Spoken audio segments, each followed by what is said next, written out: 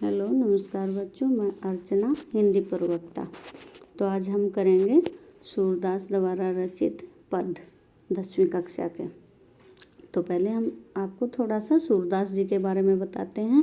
सूरदास जी का जन्म 1478 ईस्वी में हुआ था और उनका जो जन्म स्थान है उसकी अलग अलग मान्यताएं हैं। कुछ लोगों का मानना है कि सूरदास जी का जन्म आगरा के पास रुणतका यानी रेणुका नामक क्षेत्र में हुआ और कुछ लोगों का मानना है कि दिल्ली और फरीदाबाद के बीच में एक सीही नामक गांव है, वहां पर उनका जन्म हुआ। सूरदास जी सारस्वत ब्राह्मण थे और चंद्रवरदाई जी के वंशज माने जाते हैं। सूरदास जी बचपन से ही गान विद्या के अंदर बहुत ही निपुण थे। दूर दूर तक उन्होंने ख्याति प्राप्त कर रखी है और पारसोली नामक गांव में 1583 में उनका देहांत हो गया था। उनकी जो प्रमुख रचनाएं हैं सुरसागर, साहित्य लहरी आदि उनकी प्रमुख रचनाएं हैं। तो अब हम करते हैं सूरदास जी के ये पद। उद्धव तुम तो अति बड़भागी है, उद्धव तुम तो बहुत ही भाग्यशाली हो। अपरस रहत सने तगाते, नाही मन अनुरागी। तुम तो उस स्नेह रूपी धागे से बिल्कुल अछूते रह गए हो, स्नेह रूपी धागे से बिल्कुल ही नहीं बंधे हुए हो। ना ही मन अनुरागी, ना ही मन के अंदर कोई प्रेम भाव है। पुरीन पात रहत जल भीतर, ता रस दे न दागी।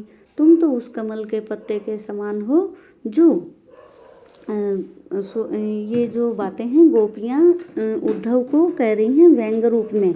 उद्धव गोपियों को समझाने के लिए आए हैं कि भाई तुम श्री कृष्ण को भूल जाओ और योग संदेश उनको बताने आए हैं, लेकिन गोपियाँ उनको व्यंग्यात्मक रूप में कह रही हैं कि हे उद्धव तुम तो बहुत भाग्यशाली हो कि तुम्हारे ऊपर तो श्री कृष्ण का कोई असर ही नहीं हुआ। उनके प्रेम रूपी सागर के अंदर तुम रहते हो और फिर भी उसके ऊपर तुम्हारा कोई असर नहीं हुआ। तुम तो अपरस रहत सने तगाते, तुम तो सने रूपी धागे से बिल्कुल अछूते रह गए। तुम तो उससे बिल्कुल भी नहीं बंधे हुए हो। ना ही मन अनुरागी, ना तुम्हारे मन के अंदर कोई प्रेम भाव है। तुम तो उस कमल के पत्ते के समान हो जो हमेशा जल में रहता है और फिर भी तार रस देह न दागी, फिर भी उसके ऊपर कोई न उसकी देह के ऊपर यानी कमल के पत्ते के ऊपर कोई पानी का निशान नहीं होता है। उसी प्रकार तुम्हारे ऊपर भी श्री कृष्ण के प्रेम का कोई असर नहीं है। ज्यों जलमा तेल की गगरी बूंद न ताको लागी। और जिस प्रकार तेल की गगरी को अगर हम जल के अंदर से निकाल लेते हैं तो भी उसके ऊपर कोई जल नहीं टिके, बूंदे जल की बूंदे पानी की बूंद नहीं रुक पाती है, तो उसी प्रकार तुम्हारे ऊपर भी श्री कृष्ण के प्रेम का कोई असर नहीं है। प्रीति नदी में पाँव बोरियो, तुमने तो प्रेम रूपी नदी के अंदर अपने पैर को भी डुबो लिया है। दृष्टि न रूप परागी, लेकिन फिर भी तुम्हारी दृष्टि उसके ऊपर बिल्कुल भी नहीं पड़ रही है। सूरदास अबला हम भोरी, फिर सूरदास जी कहते हैं कि गोपियाँ उद्धव को कह रही हैं कि अबला हम भोरी, हम तो भोली भाली अबला हैं, बिल्कुल कमज़ोर नारी हैं।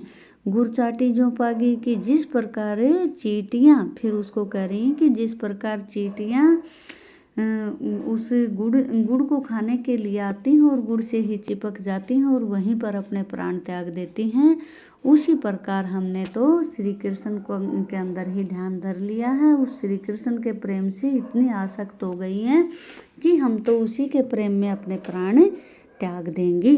कि जिस प्रकार चींटियाँ अपने प्राण त्याग देती हैं उसी प्रकार हम भी अपने प्राण श्री कृष्ण की याद में ही त्याग देंगी।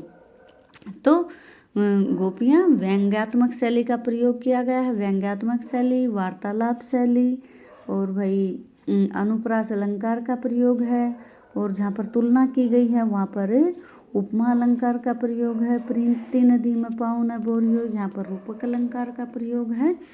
तो इस प्रकार बहुत से अलंकारों का भी प्रयोग किया गया है। व्यंग्यात्मक वार्तालाप शैली का प्रयोग और माधुर्य गुण का प्रयोग किया गया है। अब गोपियाँ कह रही हैं कि तुम तो हम तो उन चींटियों के समान ही हैं जो वहाँ पर अपने प्राण त्याग देती हैं गुड़ से चिपक कर। उसी प्रकार हम भी श्री कृष्ण के याद में ही हम उसके प्रेम से आसक्त हो गई हैं और उन्हीं की याद उन्हीं से चिपक गई हैं, अर्थात उन्हीं के अंदर हमारा जो मन है वो तो रम गया है।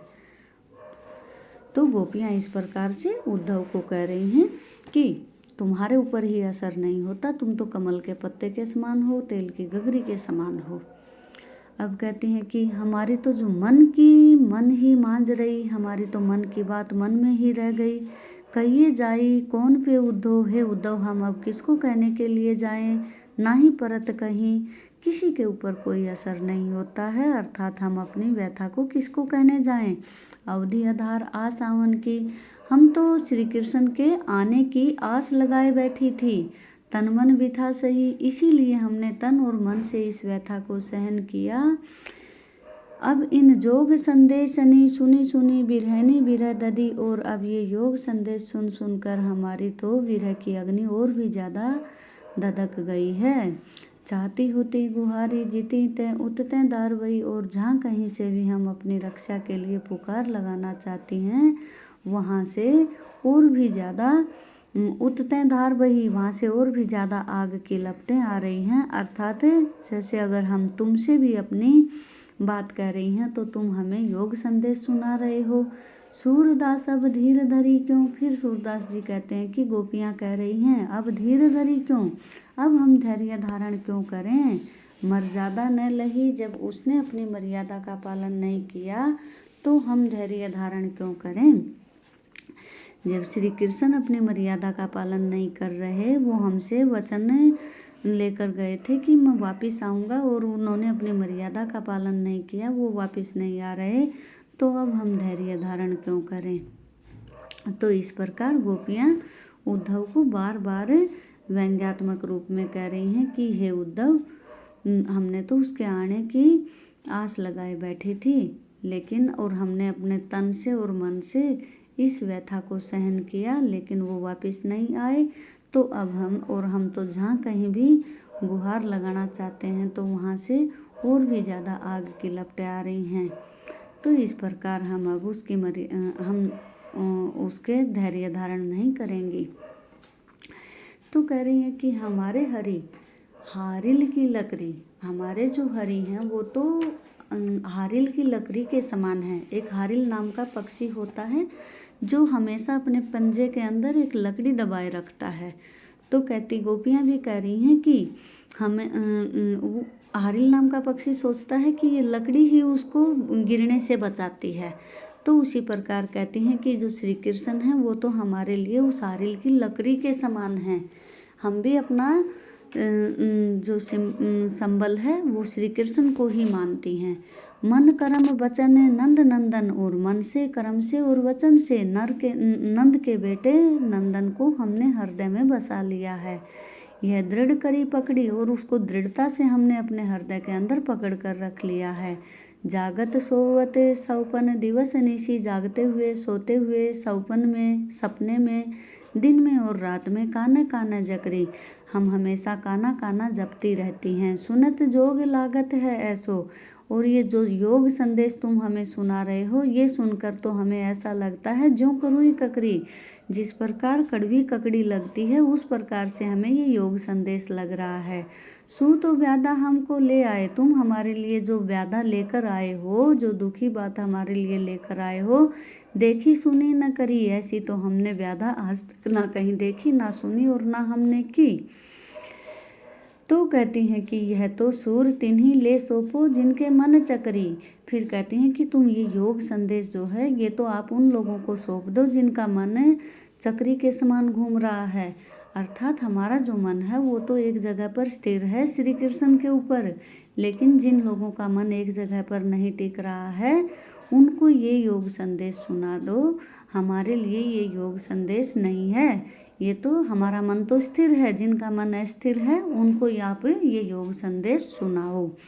हरि हैं राजनीति पढ़ी आए, समूझी बात कहत मधुकर के समाचार सब पाए। अब कह रही हैं कि लगता है कि हमारे हरि ने राजनीति का पाठ पढ़ लिया है। समूझी बात मधुकर की बात समझकर समाचार सब पाए, सारे समाचार पाकर कह रही हैं कि हमारे हरि ने तो राजनीति का पाठ पढ़ लिया है।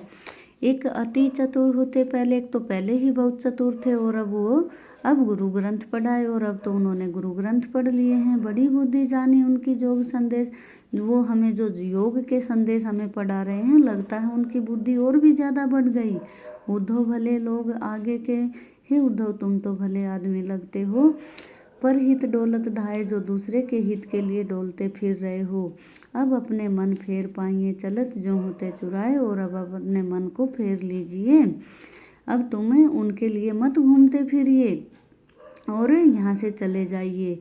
ते क्यों अनीति करे आपनु, तुम खुद क्यों अनैतिक कार्य कर रहे हो। जे और अनैति छुड़ाए, और जो ये अन्याय का जो कार्य तुम छुड़वाने के लिए आए हुए हो, तो तुम खुद क्यों अन्याय में के भागी बन रहे हो। राजधर्म में तो यही राजा का धर्म है, तो यही कहता है जो अपनी प्रजा को ना सताए। अब गोपियाँ कह रही हैं कि राजा का धर्म यही होता है कि अपनी प्रजा को ना सताए, अपनी प्रजा की भलाई के लिए कार्य क्या करे। लेकिन जो श्री कृष्ण हैं ये तो अब हमें सता रहे हैं, हम गोपियाँ उसकी प्रजा हैं और वो हमें सता रहे हैं, और उन्हें हमें सताना नहीं चाहिए, हमारे प्रेम को स्वीकार कर लेना चाहिए। इस प्रकार गोपियाँ उद्धव को बार बार कह रही हैं कि तुम ही हमें अन्याय से मुक्ति दिला सकते हो, और लेकिन तुम इस अन्याय के भागी मत बनो, तुम हमें अन्याय से मुक्ति दिलाओ।